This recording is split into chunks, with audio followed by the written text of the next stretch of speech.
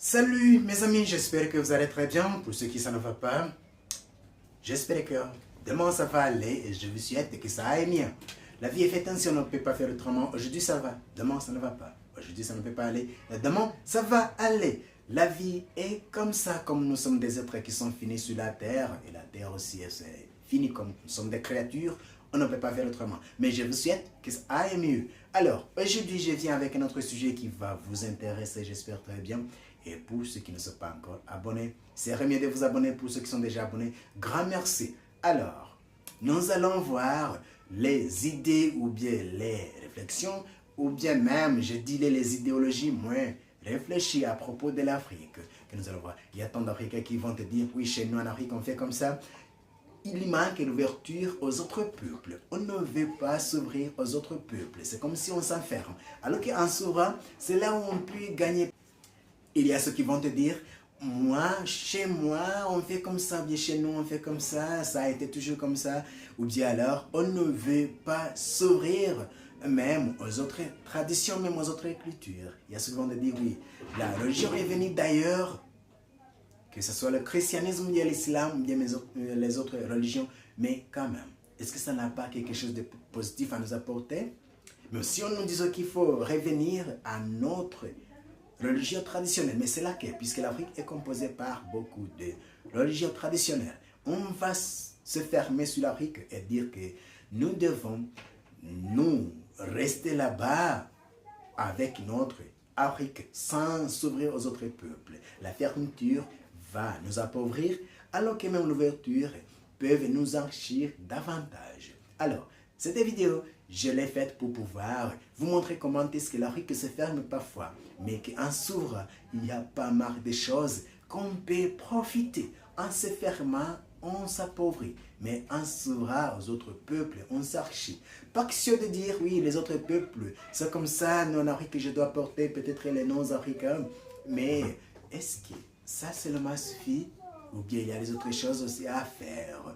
Il y a pas mal de choses autres à faire qui peuvent nous aider à pouvoir avancer. Alors, aujourd'hui, nous abordons notre sujet qui est à propos des identités moins réfléchies que nous trouvons maintes fois sur des gens qui pensent à propos de l'Afrique, à propos de comment l'Afrique peut avoir sa philosophie, à comment est-ce que l'Afrique peut avoir son identité, ou bien qu'il ne faut chercher à avoir sa religion, sa pensée, sa culture, qu'il ne faut pas se mélanger avec les autres peuples, comme ça que les Africains ne devraient pas être des chrétiens ou bien des musulmans, je ne sais pas quoi, qu'il faut avoir sa religion traditionnelle. Mais est-ce que ça peut être possible, puisque l'Afrique aussi est composée par beaucoup de pays, par beaucoup de cultures? Ce n'est pas une seule nation, il y a plusieurs nations dans l'Afrique.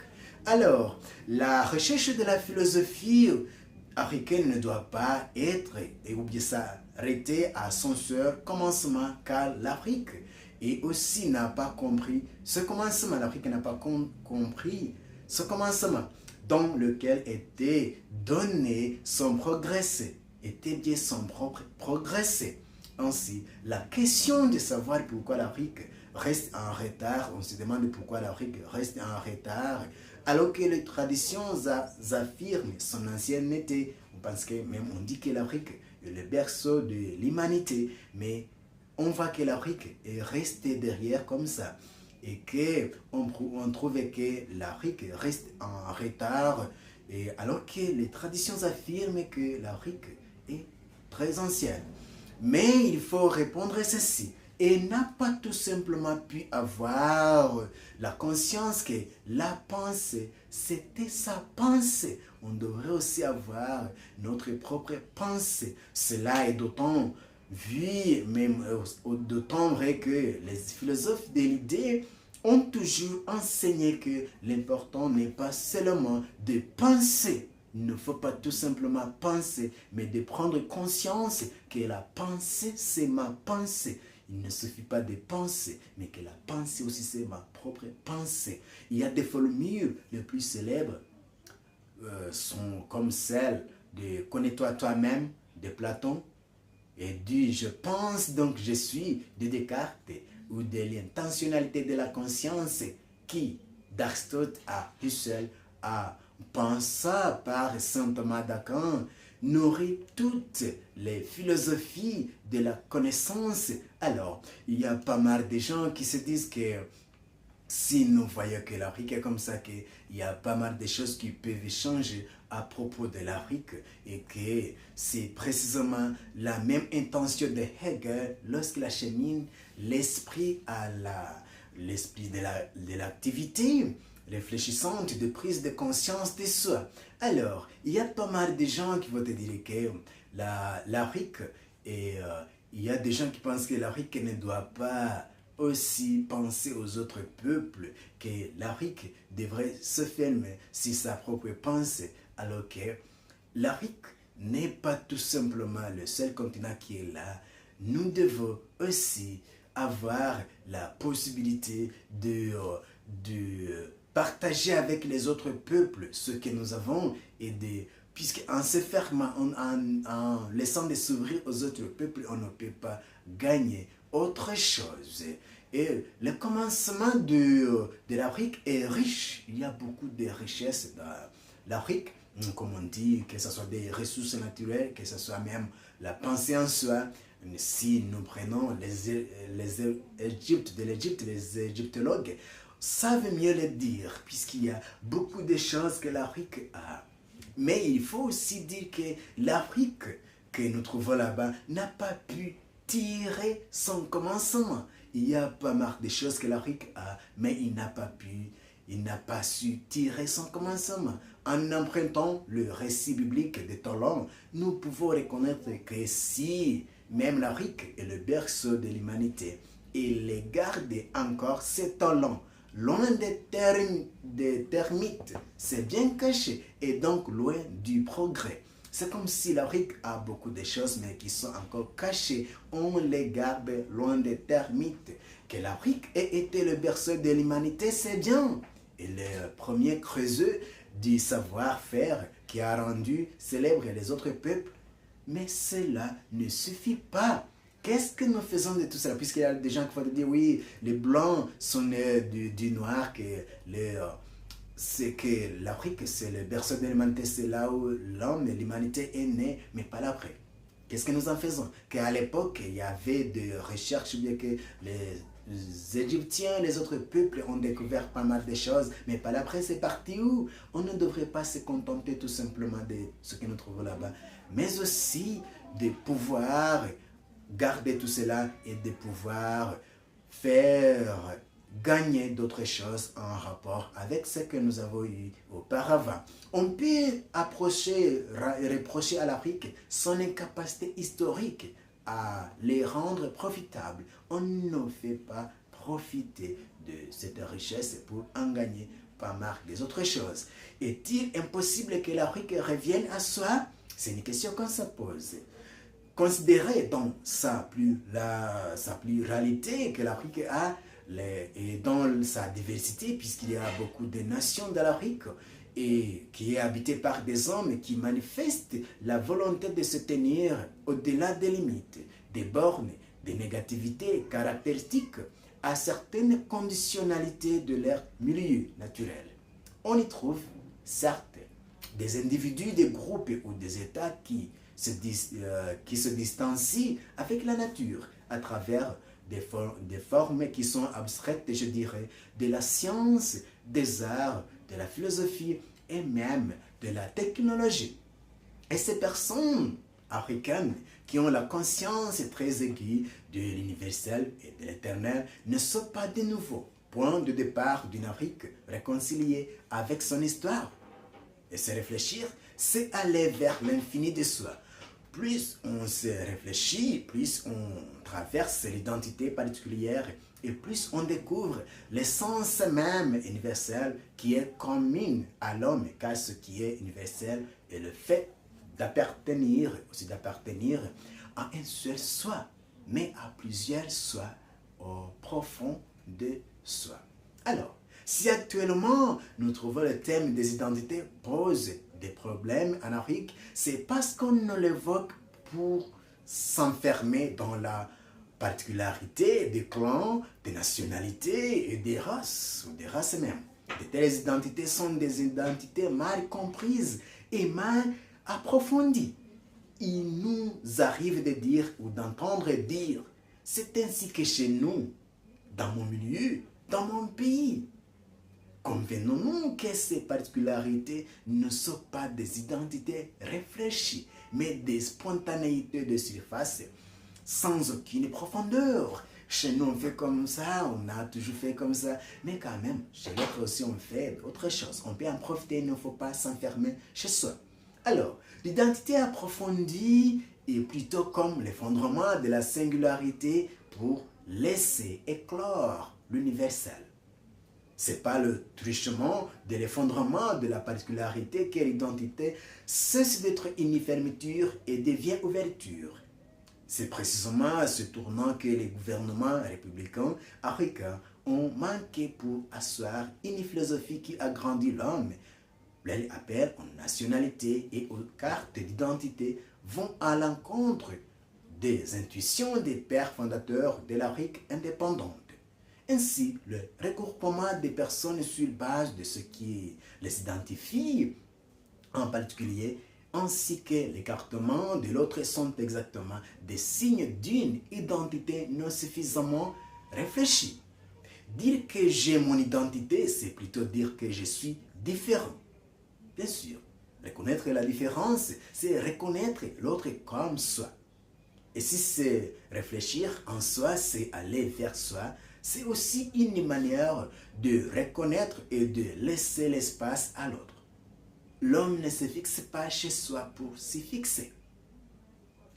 C'est la spécificité de l'intériorité spirituelle par rapport à celui qui n'est que matière. L'homme intérieur est aussi capable de sortir de soi et puis pour aller rencontrer l'autre dans l'espace qui lui avait laissé. Ainsi, une communauté d'aisement est une reconnaissance mutuelle des espaces où chacun s'épanouit comme un être en soi, identique et égal à soi-même. Et dans ce sens, dire mon identité, c'est aller dans mon intériorité, c'est me retirer en retraite. C'est prendre un moment et me préparer à revenir rencontrer l'autre. Comme l'homme qui est allé dans son intériorité spirituelle sait bien que l'autre n'est pas resté là seulement, à la surface, mais qu'il est lui aussi allé dans son intériorité. Ainsi, la rencontre de l'autre est une rencontre intérieure. C'est une heureuse rencontre de deux intériorités. Elle est une rencontre de joie, de méditation et d'admiration. Mon voisin que je rencontre et qui vient à ma rencontre n'est pas celui qui me vide de moi-même, mais celui qui me révèle d'autres possibilités. Et si la richesse ou le développement est ce par quoi le possible devient réel, la richesse vient de plusieurs rencontres. Je rencontre l'autre et j'en bénéficie. Inversement, la pauvreté est un manque de l'autre ou du possible. Une bonne leçon consiste à ne jamais tenir au secret ses propres projets. Et secret, ce qui est caché. Ce qui est caché, là qu'on peut dire, n'est-il pas lui-même de l'autre de ce qui refuse de devenir aujourd'hui à la lumière? Ainsi, ce qui est caché à l'autre est ce qui ne veut pas se réaliser devant l'autre. Combien de fois, dans l'échange des expériences avec les autres, j'apprends les possibilités encore ouvertes. Il suffit d'être attentif pour nous rappeler qu'il nous arrive à plusieurs reprises d'en prendre dans l'échange avec l'autre ou les autres de nouvelles voies possibles de réaliser des projets que nous avions pourtant tenus pour impossibles. À ce sujet, une expression de sagesse dit « Le trésor est caché dans le jardin de l'autre. » Fin de citation. Et puis le refus de l'ouverture à l'autre est un appauvrissement. Tu t'appauvris lorsque tu ne t'ouvres pas à l'autre. Et lorsque cet appauvrissement devient trop criant, les Africains divisent. Il y a ceux qui disent même c'est l'Africaine. Ils disent Chez nous en Afrique, c'est ainsi que les choses se passent. Là, il s'agit de l'Afrique dans sa particularité qui est là. Et la particularité entendue ici comme ce qui se dirige vers son effondrement. Par contre, lorsque nous nous approchons de l'autre dans le recueillement, nous apprenons qu'il est un lieu de ressourcement et d'enrichissement qu'il est et n'a à prévoir pour le nouveau souffle d'un pèlerin fatigué. Alors, l'Afrique, en se fixant sur les identités fermées, elle s'est particularisée. Il est là particularisé aussi ce qui pourtant était comme tout homme. Quel est l'homme qui n'a pas de cœur comme source d'affectivité, qui n'a pas de l'émotion ou des sentiments? Il faut simplement dire que tout homme est originellement un homme de cœur. De la différence entre les hommes réside dans les façons dont ils vivent et expriment l'abondance et la vie selon les vertus du cœur. Ce qui actuellement est d'une façon ironique, les Africains appellent leur identité, c'est déjà montré plutôt comme une limite, une fermeture sur soi et contre l'autre, un blocage contre le possible et contre le progrès. Or, l'identité n'est pas ce qui particularise, mais ce qui identifie les êtres d'une même espèce. En d'autres termes, l'identité est l'essence. Or, l'essence n'est pas ce qui individualise, mais ce qui universalise. L'identité en tant que nous pouvons, en tant qu'essence, sous-entend donc la différence, l'universel, dit aussi le particulier. La différence est plus grande que le particulier. L'universel est vrai de lui-même, logique. Il est vrai aussi de l'universel, mais le particulier, l'identité de soi, c'est à partir de l'universel, vrai de l'universel, que conquérir la juste mesure, c'est retrouver dans l'abondance de ces mouvements de retour de l'universel. Alors, vous avez des commentaires à faire, vous avez quelque chose à ajouter, c'est mieux d'ajouter cela et partager avec les autres. Et grand merci pour ceux qui sont déjà abonnés. Vous qui n'êtes pas encore abonnés, c'est mieux de le faire. Mais comme on le voit, l'Afrique a beaucoup de choses à faire. Pas question de dire, chez nous en Afrique, on fait comme ça. Chez nous en Afrique, les choses se font comme ça. Nous devons être ouverts aux autres peuples, puisque l'ouverture va nous enrichir plutôt que nous fermer sur nous-mêmes. Merci et à nous revoir.